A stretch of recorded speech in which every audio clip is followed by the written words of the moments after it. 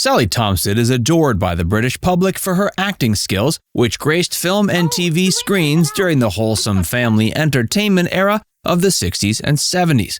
But behind the scenes of her memorable performances lies a complex romantic history intertwined with the darker exploitative side of show business. Now approaching 75 and long since retired, Sally's reflections reveal profound lessons learned while navigating complex relationships and the pressures of Hollywood. Join us as we uncover the layers of Thomsett's remarkable life. Early acting success. Sally Thomsett's career took off in the late 60s, with roles in popular TV shows like Dixon of Dock Green and appearances in pantomimes. Her youthful looks proved an asset, helping her land a breakout part at 20 years old, playing 11-year-old Phyllis in the 1970 film The Railway Children. In the tear-jerking drama, Thomsett starred opposite Call the Midwife actress Jenny Agutter as one of 3 children forced to relocate to rural Yorkshire after their father faces false accusation of treason. The movie became a British classic, but its protective director supposedly barred Thomsett during filming from seeming grown up or risking her innocent image. As a result, she felt bored enough to talk Agutter into sneaking out to party, only to get caught by the director himself. Rave reviews poured in nonetheless. Thomsett scored a BAFTA nomination for Most Promising Newcomer, with critics praising her natural presence. Still, she later contended with the downside of looking younger than her age. Certain revealing memoirs claim Thomsett had to convince dubious agents she was truly 20 years old. More roles followed, playing far less childlike characters. In 1971's notorious Straw Dogs, she portrayed a flirtatious teenager accidentally killed during sex. The part let her exhibit more range, though the film itself stirred controversy in Britain.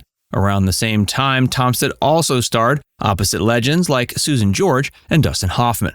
Her profile kept rising through the early 70s with other film and TV credits. Then, from 1973 to 76, she starred in the smash sitcom Man About the House as the ditzy blonde Jo. While never wholly escaping accusations of sexism, the show proved groundbreaking. It revolved around mixed-gender flatmates, then a taboo concept, and its light treatment of once off-limit topics like sex left audiences howling. For Thomsett herself, the role also led to a real-world romance. She reportedly dated co-star heartthrob Richard O'Sullivan out of the limelight for several years.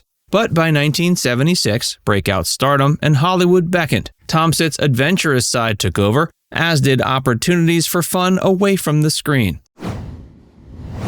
Tumultuous love life. While Sally Thomsett met her self-professed soulmate early on, her romantic journey also endured several punishing twists and turns. She plunged into her first marriage on the rebound from O'Sullivan at a vulnerable time. Still recovering from that breakup, she exchanged impromptu vows during a trip to Los Angeles with Danish film producer Claus Heide Nielsen after knowing him for only 3 days. Despite the fairy tale framing, wedding life with Nielsen soon revealed itself as a malicious waking nightmare. After months of weathering her volatile second husband's frightening fits of rage, she orchestrated an escape back to England.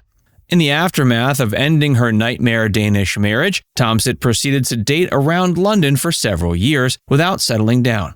Her carefree, partying lifestyle provided little balm, however, for the lingering sense she already met and lost the man meant for her. Even so, resilient Thomsett eventually embraced unexpected blessings in her 40s by becoming an older first-time mother. When an impassioned reconnect kindled between Thomsett and her high school boyfriend, Chris Heiser, in the early 2000s, the besotted grandmother once again raced heedlessly down the aisle into matrimony despite their lengthy separation. Sadly, Heiser proved himself far removed from the teenage boy she had dated decades prior. The painful miscalculation culminated in a miserable third divorce for Thomsett just years later. By her early 70s, Sally could claim nearly a dozen trips to the altar, between several walked down aisles and ultimately retracted marriage pledges over the dramatic course of her love life. Nevertheless, with the poise of a woman content in her own skin, she reflects philosophically on her failed unions. The legendary actress acknowledges feeling grateful that each ill-fated marriage brought necessary wisdom, though each of the men she momentarily idealized all disappointed her, her one enduring flame, Richard O'Sullivan, keeps her marveling over what might have been. Fading from the limelight. After reaching the peak of television celebrity in 1970s Britain, Sally unexpectedly withdrew from regular acting at the height of popularity. Some speculated that cameo appearances in advertising later that decade sapped her motivation. Others pointed to exhausting schedules under high-pressure working conditions.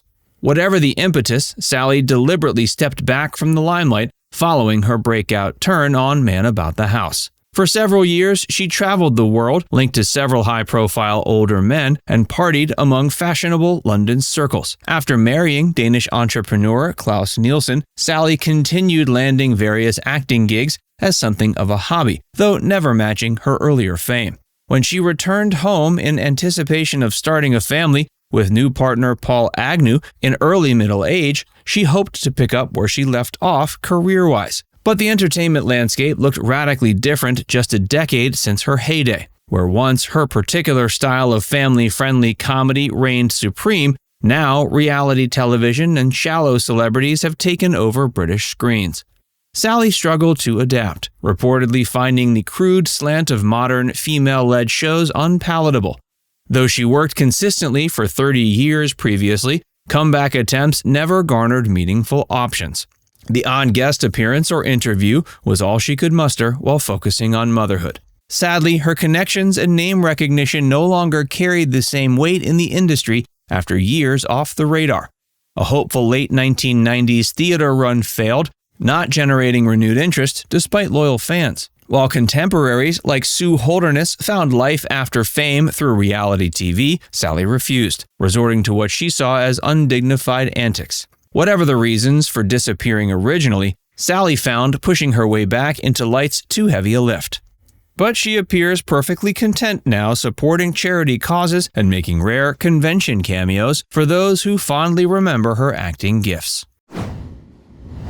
Sally today. Approaching her mid-70s, Sally Thomsett sustains enduring affection from the British public for her iconic film and TV roles. Though at least a generation has passed since Sally's acting heyday, her nostalgic charm and warm presence in beloved classics like The Railway Children continue touching fans young and old. No longer chasing fame's fleeting pleasures, Sally focuses time on charitable foundations benefiting vulnerable groups like people unable to access mental health services. She also makes select convention appearances on behalf of pop culture preservation groups, though never overexerting herself with exhaustive tours reliving past glory days. Beyond her still recognizable relevance, fascinating memoirs could surely command interest should Sally ever document her incredible adventures and observations in full. For now, she seems content, just enjoying life's simpler pleasures without heavy public scrutiny. Now it's time to hear from you. What's your favorite memory of Sally Thomsett? Let us know in the comments section below.